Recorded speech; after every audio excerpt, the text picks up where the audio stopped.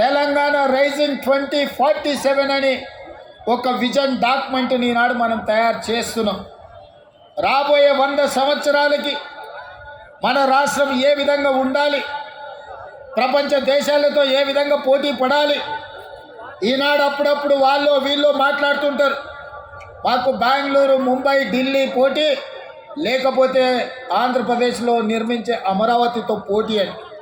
మిత్రులారా, మీరందరూ అండగా నిలబడండి. హాలీవుడ్ని ఇక్కడికి తెచ్చే బాధ్యత నాది.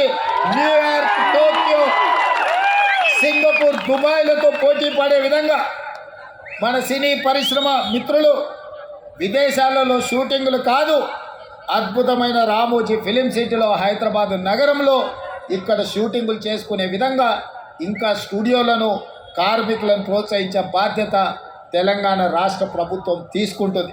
అందుకే మిత్రులారా, ఈనాడు తెలంగాణ రైజింగ్ 2047లో మీకు ఏ విధంగా అయితే ఐటీ పరిశ్రమకు ఒక చాప్టర్, ఫార్మా ఇండస్ట్రీకి ఇంకొక చాప్టర్, ఎడ్యుకేషన్ ఎంప్లాయ్మెంట్కి ఒక చాప్టర్, హెల్త్కి ఒక చాప్టర్ ఎట్లయితే ఉందో, ఫిల్మ్ ఇండస్ట్రీ కోసం కూడా ఒక చాప్టర్ పెడతాం.